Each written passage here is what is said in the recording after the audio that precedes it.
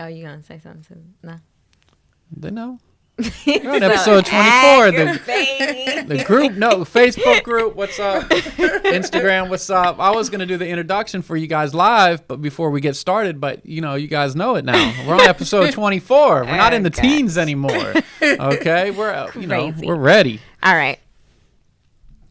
Welcome to episode 24 of Hair Biz Radio with your host Zakiyrah and Mikey. And today we have Pallena Foreman joining us, owner of Brow Bar ATL. We actually saw Pallena a couple weeks ago at the Legacy of Beauty event with Crystal, Larissa, and Kels the stylist, and she is a phenomenal songstress. She blew us away. So yeah, we're just happy to have her on the show today, talking to you guys everything beauty. We're gonna get into her story right now. So just tell us, who are you, Pallena? Hey everybody, I am Pallena Foreman. I am born and raised right here from Atlanta, Georgia. I'm 26 years old. I grew up in Riverdale, Georgia, and beauty industry has been in my life forever. My dad is actually a barber. He's been in the hair industry for about 30 plus years. Okay. So it's kind of been a part of my life. In your blood. Yeah. So like my mom is a teacher, my dad does hair. It's like everything is like good, right? But I grew up with my dad always doing my hair. And when I turned like 15, 16, it was like, I think I could do this by myself. Yeah. I don't really want to, want my dad to do it anymore. Yeah. But when I got into high school, what's funny is I actually took early childhood. I didn't take cosmetology because I kind of already knew the ropes of doing hair. Yeah. But early childhood was no longer available. So I had to take something. I graduated from high school and I didn't know what I wanted to do. Let's just be honest. I've never heard that before. Really? Right. Exactly. Yeah. So you're on the right track at that point. Right. Yeah. But I graduated high school and I was just like, okay, I have 2 months to figure it out. Yeah. Because I really don't know what I wanted to do. I went to Atlanta Technical College where I went for cosmetology. And I was like, okay, I think I could do this. All right. But I started at 16 doing makeup. Oh, wow. Okay. And the story about that came about, there was this lady, rest in peace, who did makeup at my church. And she would always do the makeup for our different productions we had. Her name was Deanna. She would do all the makeup for the productions. And I was just like, oh, my God, like, who's going to do it now? Like, we don't have anybody that's going to do it. So I was like, God, please give me what you gave her plus more. And at the time, she was a celebrity makeup artist.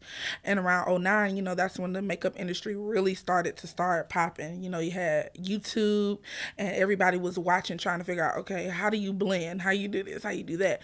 And so it got to a point where I was like, okay, somebody has to do it. Mm-hmm. So I started studying on YouTube. I started teaching myself. University. Literally. I started teaching myself how to do it. And it just became a passion of mine because I didn't want the people that I was around to feel neglected, even when we had our productions at church. Yeah. So I took it on. I went to cosmetology school just to get that good degree and license up under my belt so I could be certified. And then after that, it just sprung forth. Like, everything just started manifesting. So 20, I started working at this place that's in Riverdale, Georgia. Mm-hmm. I was there even while I was in college. And I started learning more and more, elevating. Every day is growth. It's a learning process every single day. I'm still learning. Like, cut creases are in. Yeah. So it's like, okay, how you do that? That's where I am now, even in my career. So now leading up to where I am, when I was 23, I wrote the vision.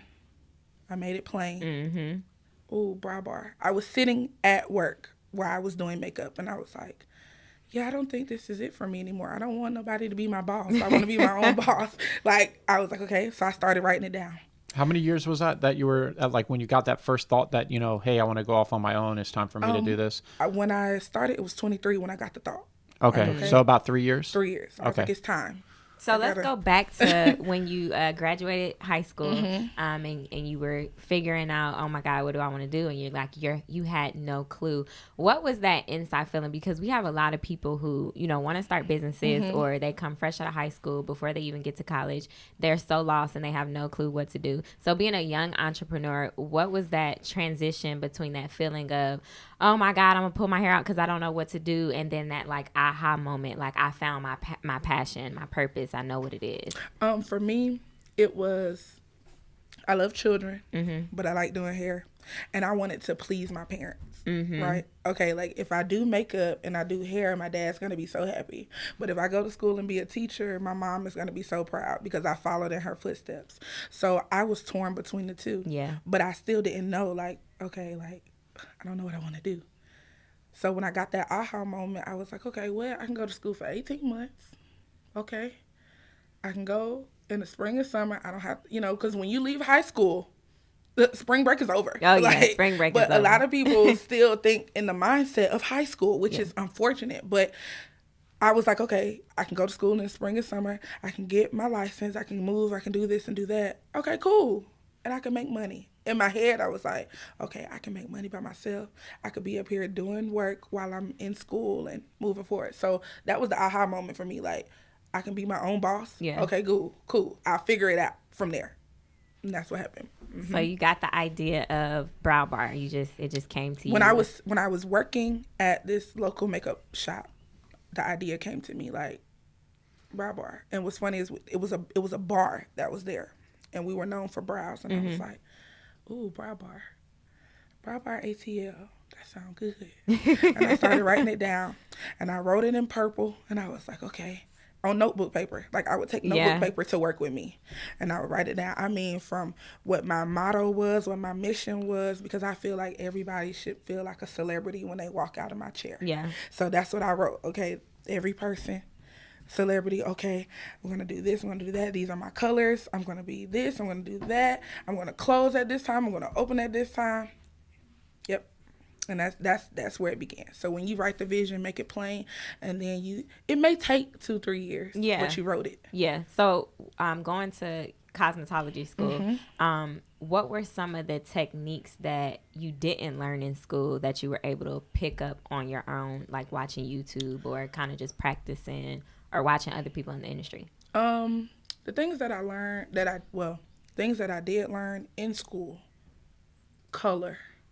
Learning, like, that color wheel is, like, you can apply that to makeup. A lot of people don't believe it, but you can. The hair color wheel. The hair color wheel. Ah, okay. Because some people have red undertones. Some people have yellow undertones. Some people are a little more pale, pinky, peachy colors. And, but those are the things that I learned in school. The things that I didn't learn was, okay, how to apply that foundation that way without it streaking, or how to blend. Truth be told, the first person who was really like the blending queen was Queen Blended on YouTube. A lot of people don't give her props, but that's who I used to watch. This light skin, white. She was light skin, Mexican, whatever she was, and I used to watch her every day. Like, oh my God, like, I want to do that. And I would be up for hours at a time, and I just knew, like, okay, this it. I would go and buy palettes, like, oh, I ain't got the money, but I'm gonna go get it. Like, but I began to see, like, okay, this is what I wanted to do. BH Cosmetics was like really the first wholesale, like, if we want to be honest, the wholesale type of palette product that we wanted to buy. So that's where it all started for me. I learned how to get product. I would watch YouTube. Okay, she bought that product. I can use that. I can use the NYX base. Okay, I can do that. And that's how it started. Yeah. Yep. So let's talk about when you were 23 and you got that aha moment, like, I'm going to own my own brow bar. What was that process of getting into the brow bar? So for a lot of people, they go through a lot of hard times trying to get a building or funding or whatever that may look like. What was your process like? At 23, I was nervous. I was scared. I was like, you know what? But I knew I couldn't stay where I was. Yeah. Because that's a comfort zone. I knew I was getting paid, like, but that was a comfort zone. So for me, I was like, I have to leave. Like, I can't stay here. If I stay, I'm going to be stuck even more.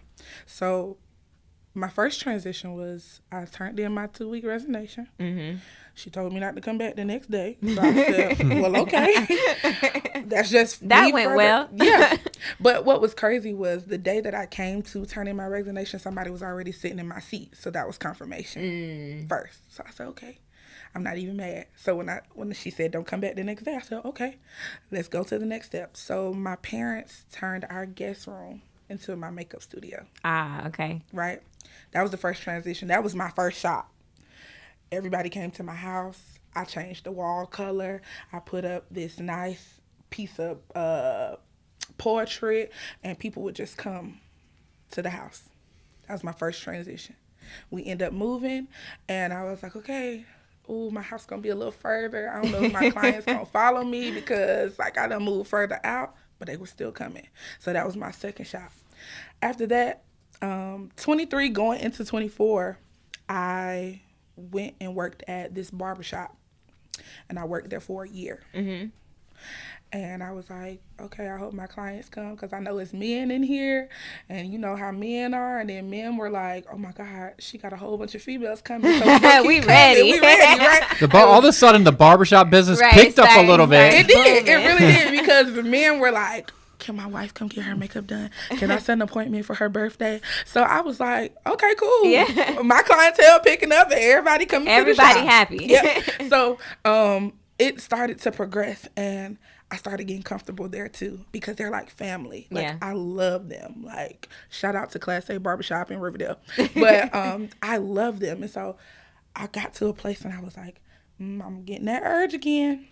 Feel like it's time to go. So what were some of the things that you learned working in the barbershop? Working in the barbershop, men talk too much.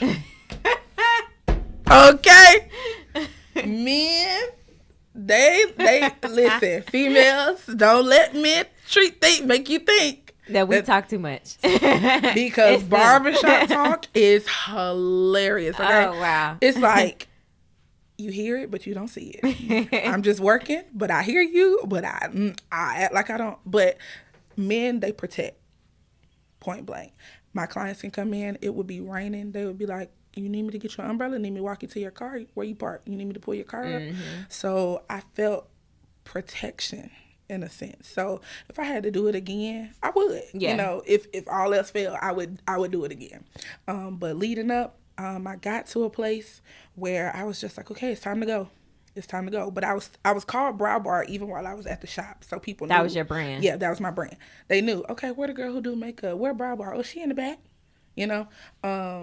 But I got to a place where it was time to go. My mom would go to work every day, and she saw this building.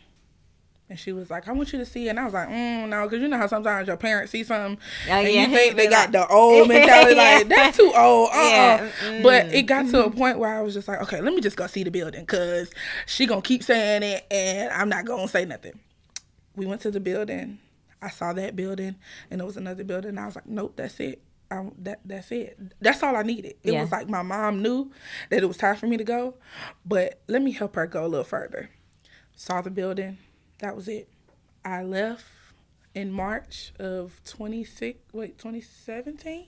Okay. I left the barbershop, and I started to begin to get Brow Bar going. So about a year ago. Yeah, so you came up on your 1 year anniversary. Yep, coming up in July 8th. Okay.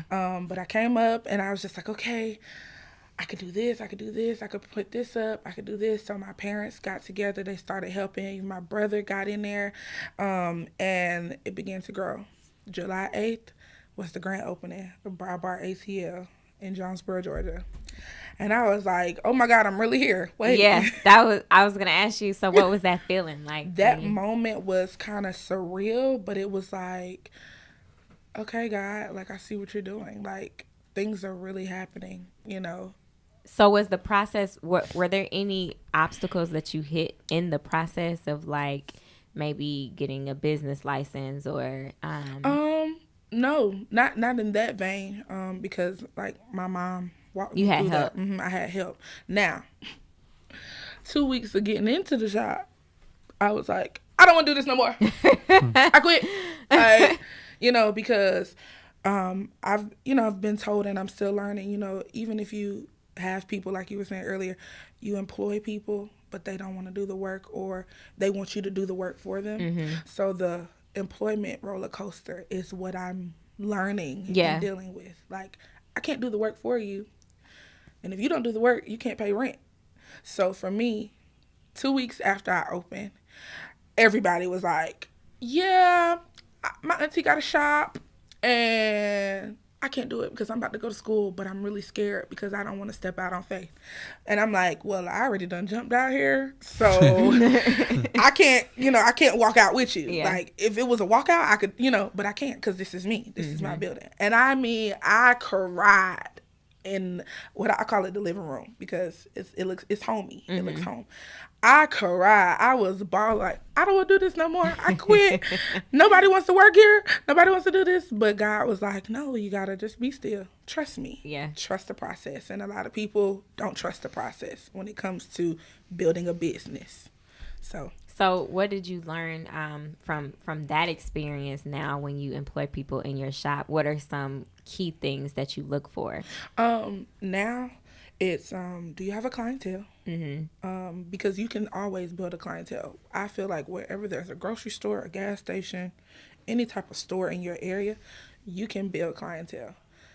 Create flyers. Honestly, people are on social media, but if you walk and I give you a flyer in your hand, plus you see how I look, you're going to be like, okay, when I need something, I'm gonna give it a try, right? Because you saw me physically and I gave it to you. You didn't have to go scroll to say, oh, I wonder what she looked like. Now, granted, on my business page, you can't see me. Just your work. It's my work because there are other people that work there, and if I'm not there, I want you to be able to go to somebody. Unless somebody referred you just to me, then that's different. But if it's somebody that's working there, I want you to be able to go to them in the event that I'm not there, and you don't have to shortchange because they do great work just as well. Yeah. So, when it comes to that part of the business aspect, it was kind of hard, to be honest. But now I'm picking back up. It's growing. I can't waver. Yeah. I can't be like, now, granted, about 2 months ago, once again, I was just like, yeah, I don't know. I mean, you're allowed to have those days, right, Mikey? I mean, like, as a business owner, you're allowed to feel like that. If you didn't have those days, you're not doing something right. Yeah. Like, it's impossible just to go through this whole entire thing without being someone pissing you off. And we all mess up. Like, where an employee messes up and it messes up, and like, I mean, it happens to me. Like, people message me on Facebook. I can't even check my Facebook messages anymore. People message me like 10 o'clock at night. Maybe someone got shipped the wrong thing. Like, it's just an accident. We ship thousands of things. Like, it's eventually going to happen. Amazon's messed up my orders before. Oh, like, my God. It's Several times. Yeah, it's not like nothing's perfect, but it's just like you have to just take a deep breath and say, okay, let's focus on how to fix this and maybe put more systems in place so it just doesn't keep happening. So yeah, it's just I get it. Yeah, it gets painful sometimes. It does. That's the part of entrepreneurship. When I talk to a lot of my friends about it and this, that, the other, and they could have the money, they could be good at marketing and all this other, have all these good traits, and I was like, you know what? That's like maybe 60% of it. 40% is going to be emotional. Yeah. Because entrepreneurship is an emotional roller coaster.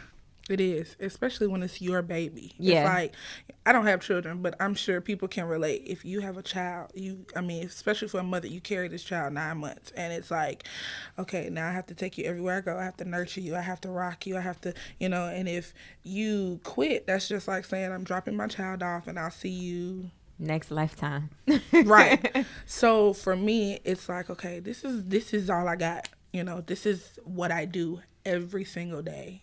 Besides singing, this is what I do. Yeah. So I have to take care of it.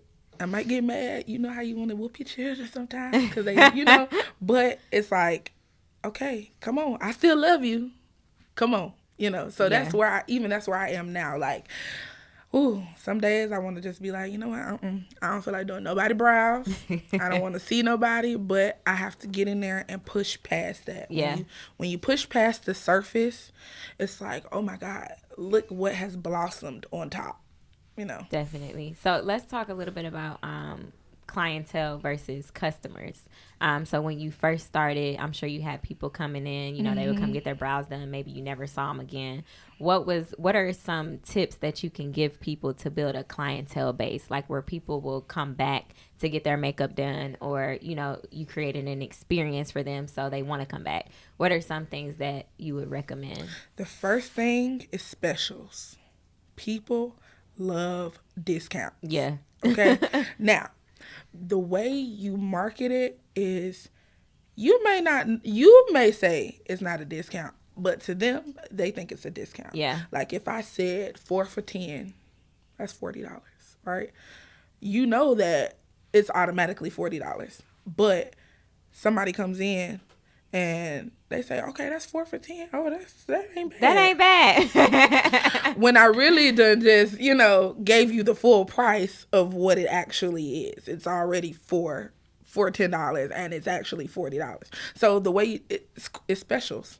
Whenever you have somebody that's new, I say, give them a 10% discount. That's like if it's something big, like if it's for me, if it's a full face, okay, I'll give you a 10% discount because it may be your birthday. So the next time you have another event, you'll come and you'll say, okay, she did great work, and I'll pay the full price because now I have a customer now, like a returning client. Should I say? You have a customer first, I believe, and then it's a client. Yeah, so like customers, they come in and out, like you may see them once but a client is somebody who, they enjoy their experience. They're coming back to you on a regular basis. Yes, like I have clients that want to come every day if they could. I need to get these brows every day. And I didn't realize, like, when you're in it, when you do it, you don't realize how much people want it. Yeah. So it's just like, oh my God, this is a drug to them. Like, you really want brows every day. Like, I could teach you how to do it, but yeah, specials.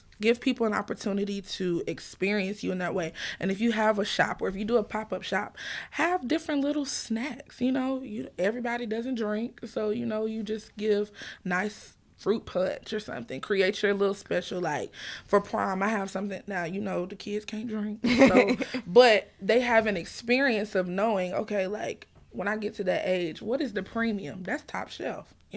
What is cocktail? That's like a little, I need something after 5. Something light. And then I have something called 2 straws, please. Where you and a friend come and you get your makeup done. Yeah. But it makes you think like, dang, I'm at the Brow Bar.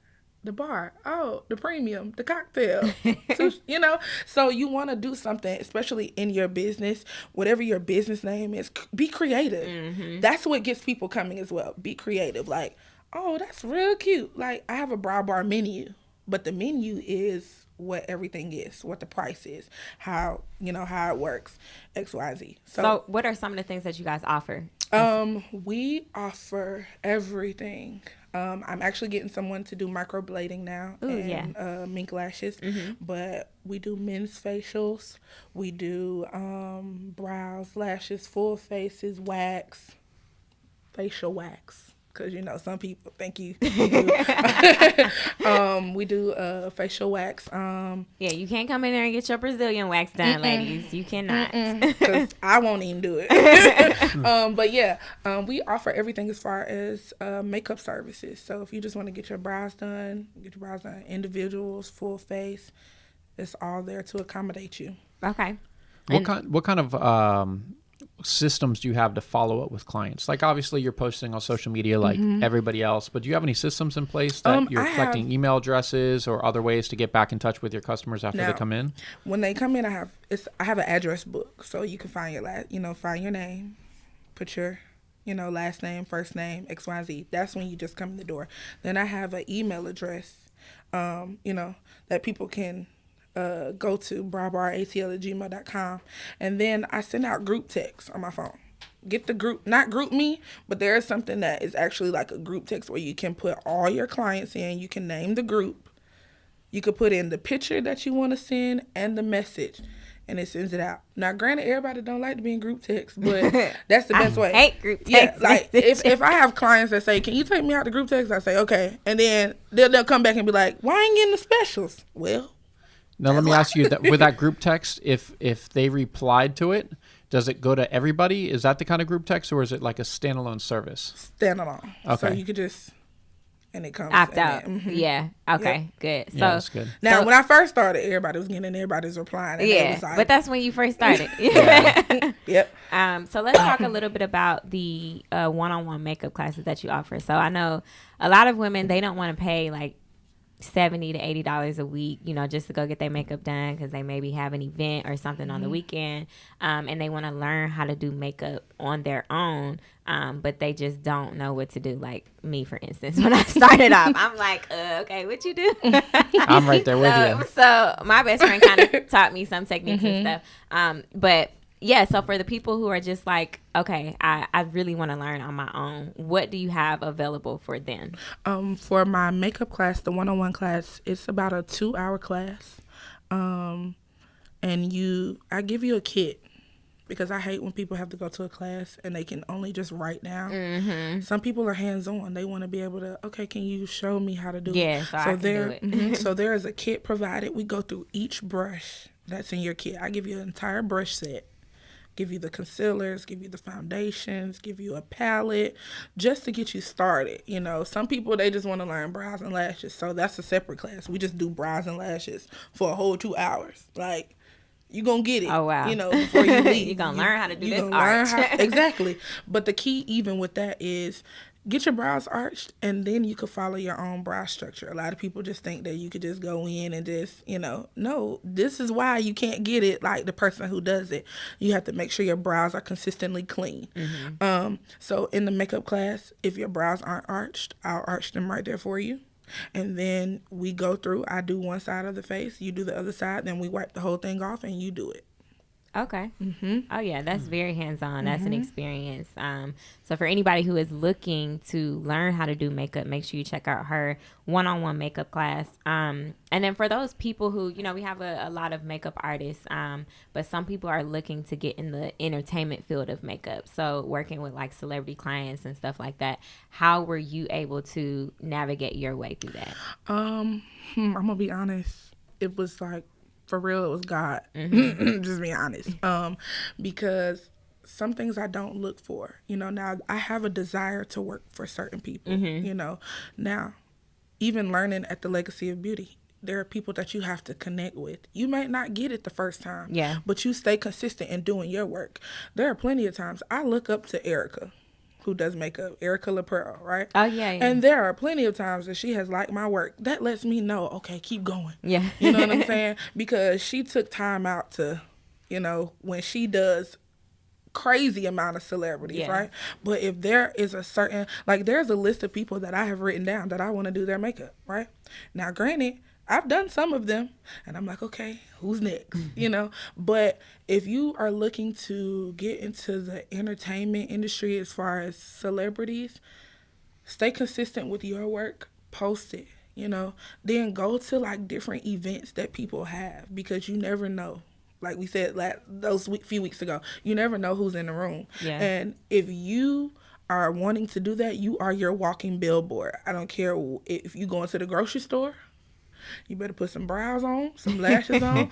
Seriously, if you plan on going out and you want to get in that type of field, you're not going to find celebrities in Kroger on the south side. You might, but you have to get to know where they are constantly, okay? Like, example, say, for instance, if you wanted to get Rashida's attention, everybody knows she works at her store, right, in Phipps. Go there. She might recognize you. She might see you and be like, who did your makeup? Me. Let me get your information. Make sure you always have your cards on you. Yeah. Your cards are your key into the door. Like, literally. If your face is on your card, they'll remember you because they saw you. If your phone number or your contact information is on there, they'll call you or they'll have their assistant call you. But I would say, do not go into the celebrities' DMs talking about you want to do their makeup, because they're not going to see it.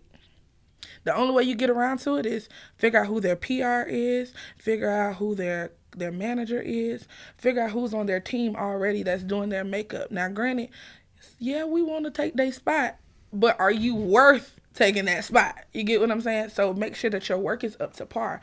And a lot of people are so honed in on the entertainment industry that they forget to be consistent in who they are. Yeah, nurture where they are first. Yeah, you can't just wake up. Well, I mean, people do it. They wake up one day and say, I want to do such and such.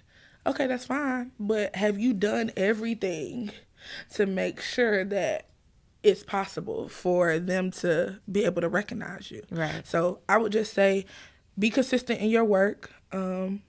Get to know people. This is like, literally, I had to get out of my own shell of, because I was like, okay, I can do my clients. People will call me about these people, but I had to get out of my bubble and say, I need to go to this networking event. Yeah. I need to do this. And you never know who's in the room. So be consistent in going. If you got to pay $75, pay the $75. Because guess what? $200 might come out of it. Yeah. That's just the truth, And when you get a celebrity, don't be trying to upcharge them because they're a celebrity. Because they got money. Money. That's the quickest way. They'll pay you, but you won't be back. I'm telling you. For sure. You say, I charge $180 for a face. No, you don't. You just trying to do that because that's who that is. No. You charge them your fee so that they can tip you. And if you do great work, it's a revolving door. They'll ask you to come back. You'll have a client. Right. Now, don't shortchange yourself, because I did that. I shortchanged myself a few times. But it's a learning experience. Yep. Now I'm growing. Like, okay, I can I could charge 10 extra more dollars. So yeah, that's what I say about the entertainment industry. Consistency. Mm-hmm. I like it. So let's get into products. Mm-hmm. What are you a product junkie first? I am. Okay. So what are some of the products that you just swear by? Like you have to use them? Okay. I know everybody is like over MAC, but I love MAC. Okay. Now, granted, I think that they could kind of start changing their foundations, because now looking at everybody else, it's like, dang, MAC, y'all look real red and orange. Like, like if you really look at it, it's like, okay, wait a minute. But I love MAC. Now, I love Fenty. Okay, you know what? I tried Fenty's new highlighter. I liked it. I'm a Fenty girl. Are you using their foundation? I'm using their foundations. Okay. They are the bomb. Now, this is what's going to be interesting, because now that spring and summer are coming, it's like, are we going to have to change our color because they oxidize? Everybody hasn't thought about that yet. So it's like, okay, am I going to have to go spend another $40 on some more foundation? Or will it oxidize, based on my face? So Fenty, we need to know. If you're watching. So I love Fenty Riri, if you're watching, right. We need to know, okay? Because, I don't mind going to go spend it, but I'm just saying, like, okay. Palettes, as far as like eyeshadow. Everybody is on the Juvia's Place wave, of course. I still rock with my BH Cosmetics. They be popping. Morphe, I love them. Like, I'm not gonna lie, I just got my first palette. One of my good friends just got it for me, but I would see everybody using it, and I'm like, is it really that pigmented? Like, it's really that pigmented.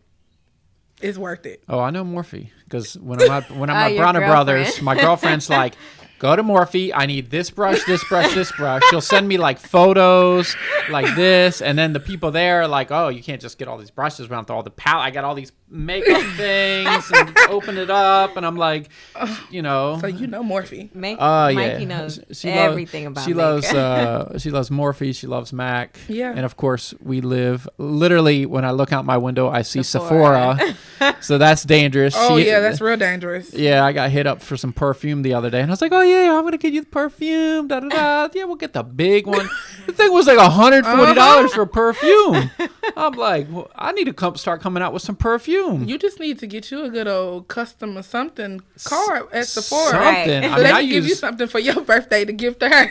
I just use Axe body spray. I'm good. It's like $4 at CVS. I'm easy. That's all I need. Yeah, you know that chocolate one though? Oh, I can't get enough. Oh God. Actually, I can get enough, but the ladies, we'll talk about that another time. That's fine. So are you an Anastasia person? I am. Okay. I love their contour palettes. Like, I'm really mad that they discontinued the contour book. There used to be a book where it was like every shade, and you could flip the pages and use it. And I'm mad they discontinued it. And I really went on eBay to find it, and you had to bid for it.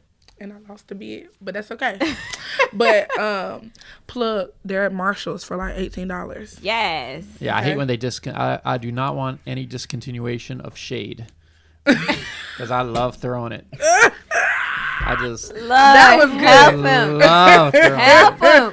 It's just all day. But I with love that. Anastasia, and I really want to try the crayon case. I know that that's a new Black-owned business that everybody is really raving about, which I love supporting Black-owned business. Like, honestly, we have really taken the makeup industry by storm. You know, like in the hair industry, I remember going to Bronner Brothers and traveling with my dad doing like the hair shows when they were real hair shows. Like, you get the examples on the stage, and they are really like hot combing and bevels and like, you know, like really selling their product.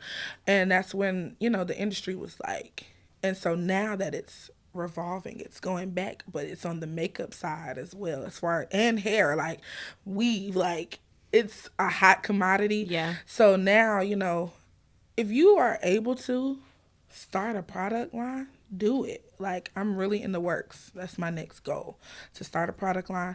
I want to start a lash line and name it after my mom, Prince Shay Lashes. That's like, I feel like it's just so like chic. Like, what does Prince Shay mean? Princess. Princess in French. Like, I didn't know that. My mom told me. Oh, So that's I'm like, cute. oh, okay, that's, you know, so y'all see my lashes. They coming. So, but before we go, you are a young entrepreneur. You own your own business. There are tons of young entrepreneurs out there that might think like, oh, I'm too young to start a business, or, oh, I can't do it, or so much stuff is happening right now. I don't know how to get to where I want to go. What's one piece of advice that you can share? The one piece of advice that I could share, if you want to start your business, the first thing is to write it down. One, get your business name. That's the first thing. Once you do that, establish it through whatever city or state you live in. Go to the office or go online and get it through the state and be registered. That's the first thing. Once you do that, everything else will fall in place. Even if you have to be registered at your home address, you can register your business through your home and do it like that. Or get you a P.O. box. Start there and go forward. You don't have to be in a physical building to be your business. Right. You can be your walking brand now without even having keys to a door. And I think so many people, because of reality TV, sometimes it irks me. People try to jump the gun. People want microwave relationships or microwave results. Yeah. Or should I say, they want oven results, but they want the microwave way. And people think that it's, I got to do it now. I got to do it now. I got to go. I got to do it. I got to do it. It's going to be too late. It's going to be too late. I'm going to miss it. No, you won't miss it if it's God-given. So that's the best advice I could give you. If it's meant for you to do it, start now. Write it down. Okay, this is what I want to be. I want to be plush something, or I want to do, or whatever. Even if it's not even in the makeup or hair industry, if you want to do fashion, if you want to do whatever it is, write it down, get it registered, and go from there. You got a whole year when you register, okay? A whole year to do it. You got a whole year to pay another $50. Keep yourself registered, so that way when it comes around again, you'll be established, and then that way you can move forward. And when you get the doors and when you get the keys, you're already ready, and you won't feel like, oh, dang, I waited too late. It's already there. Yep. So where can people find you at? Social media, website? Where's your shop located? Give us all the details. Okay, Brow Bar ATL is located at 186 North Avenue, Jonesboro, Georgia, 30238, Suite 103. Now, I am in the process of moving. I'm moving to the front of the plaza. Okay. So I'm still where I am now. But if you come look for me, it's on the windows. It says Brow Bar ATL in gold. You can't miss it. Just drive straight ahead. On Instagram at Brow Bar ATL, BROWBAR ATL. And I'm on Facebook at Brow Bar ATL as well. I have one question real quick, just kind of talking. So when we're talking about like the customers, clients and whatnot that come to see you, on average, how often do people really come get their makeup done? What would you say on average? On average, I would say every week. every Yeah. week. Do people in the makeup industry, because, I know some makeup artists, but I haven't really talked to them too much about the business side. Mm-hmm. Does anyone offer like a makeup membership where it's like you can be a member of the, Brow Bar ATL and you pay X amount a month? It might be discounted and it gives you up to like 4 visits a month. You can come up to 4 and then you have other ones. I've had clients that have paid up for a month. It's funny because even Krista has started that like a while back. She was like, can I just pay you and you just come? So that is, for me, it's available. You know, if people ask, because there are some people who have to constantly go, I just know I got to be there at 7 o'clock in the morning.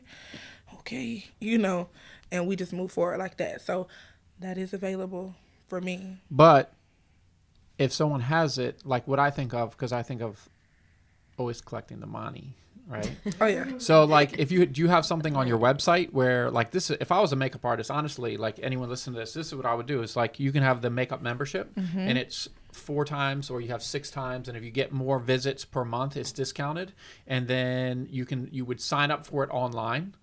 And then that way you set up, with online, it's easy to do. You set up the reoccurring billing. So it's not like you trying to. So it's like a monthly subscription. It's literally a subscription, but, you can pick how many times, because some people, they want to come maybe twice a week if they can get a little bit better deal. Yeah. A little extra off. Yeah. I don't know. That's what I would do. If I was in the makeup industry, I would have a makeup. That's a great idea. And I'm going to go and I'm going to sit down and figure that out. Yeah. Seriously. Yeah, kind of like Just Fab. You pay $39.95 a month and you get a pair of shoes every month. And if someone's out of town for a couple weeks, you still, if you've been out of town for a couple weeks, you might not, I don't know. Maybe you can like roll over makeup, like rollover minutes, like rollover minutes for the makeup ones, but I remember rollover minutes. And then, you could even be like, even with the membership, like, hey, if you bring a friend, because you're a member, the friend gets like X amount off if you bring a friend, and that would entice them to bring more people, and maybe they would become a member. I don't know. I just thinking about that's a great idea. Memberships and makeup and money. I'm gonna go back and look at this live and write that down. Yeah.